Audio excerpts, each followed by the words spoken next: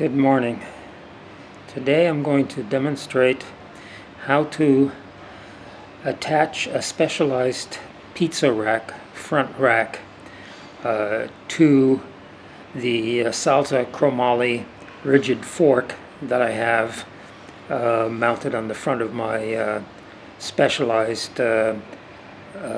Crosstrail Sport. I've actually had the fork on this bike for, I guess, about 6 years now. The bike is about 8-9 years old, so 6-7 years I've had the fork on there. I bought this fork because of because I wanted a rigid fork instead of I didn't like the suspension fork on this bike, and I ruined it fairly fast. But this particular fork, when I was looking for a rigid fork, the Salsa Chromoly was one of the few that was available. I think there's some Surly forks that might work, and Ritchie I think has a few too. But I really liked this one, and I saw it on a Salsa Fargo. And the fork, aside from being a high-quality fork that cost as much or more than the suspension fork I had on the bike originally, it just has a lot of braze-ons and attachment points. So I knew that at some point, originally I had thought I wanted to get a rack time front rack. Because I use rack time on the as my rear rack, but when the pizza rack came out, I knew that that's the rack that I wanted, because I wanted a rack. Here's the pizza rack. I wanted a rack that would both allow me to put panniers and to mount something to the top.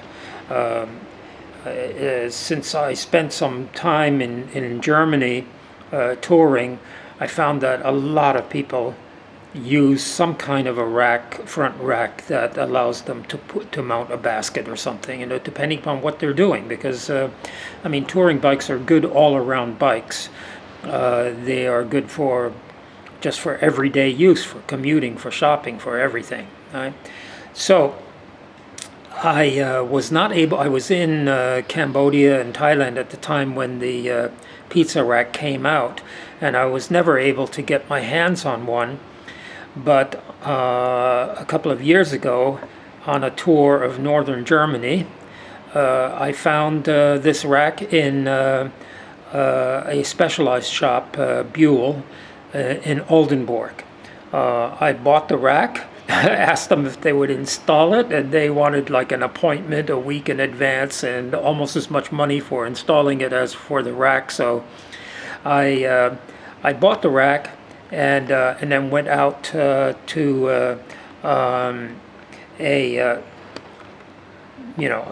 a quiet place to figure it out, much like here right now. But I think I was at the side of a farm or something, at the side of the road in Oldenburg, or just outside the city.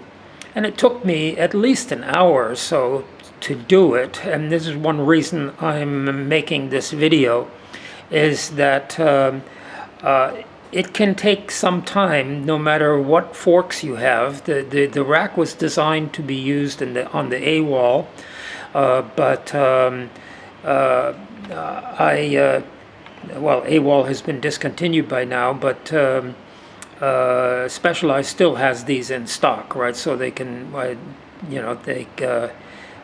they can be ordered. Or last time I looked, they were still in stock. But I figured with all the mounting points that I have, both on the outside and the inside of the my fork, of my Salsa forks, that I would be able to mount it. It took me a couple of hours of just forcing things back and forth, being careful not to break anything. The the main attachment point, and it ended up, it was all that I actually needed, is this triangle piece right here on the fork.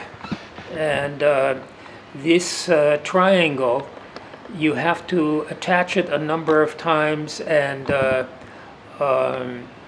you know, find the position which works on your bike, because different forks are you know, they are not all equal. They have different widths. They have you know, they're just configured in a different way. So for me, this is what I'm showing here is actually the is already set up for mounting to the bike. So I'll back up the camera a little bit here and go into the bike mounting process. Right?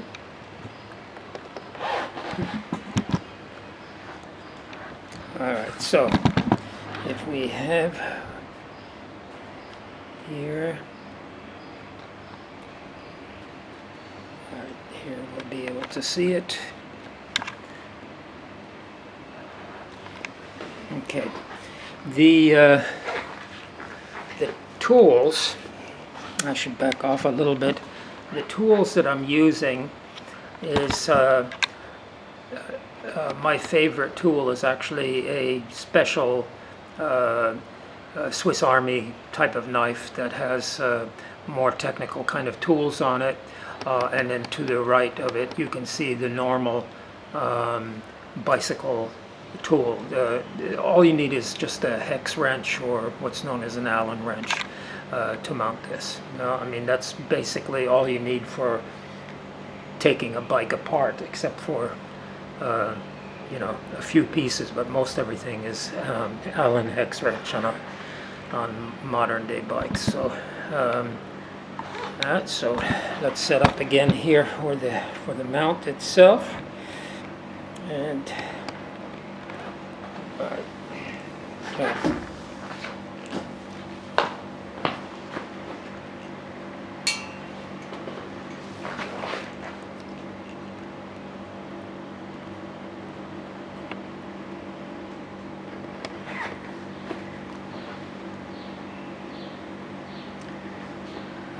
These are the screws. They're small. They're the standard hex screws that go on.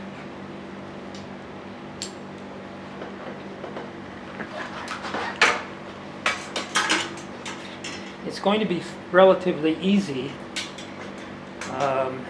with my bike.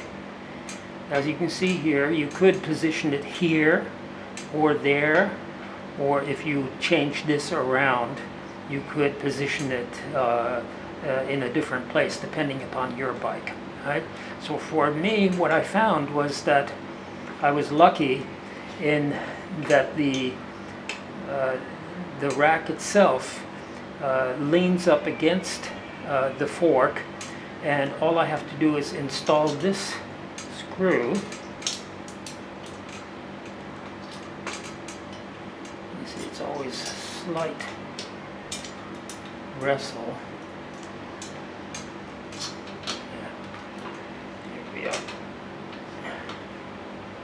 So you have to start it with your fingers, and then it's already in there. And then one side is in like halfway or something. And then I can go to the other side of the wheel and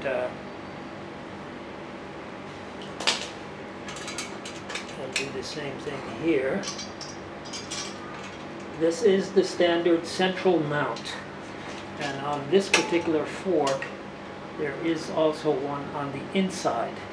So in case your fork was very wide, if there's an inside mount, you could still mount it that way by taking this triangular plate and putting it on the inside. Some people, when they buy this, they get confused first because they think, oh, is that all? You know, there has to be something else. But if you have a front fork that does not, see, I'm tightening it right now. You have a front fork that does not have this central mount, then you are going to have to put on a mount of some sort with like a hose clamp. It's fairly common. You'll see on a lot of people that have touring bikes. Right, see, this is solid. There is another, right, there is another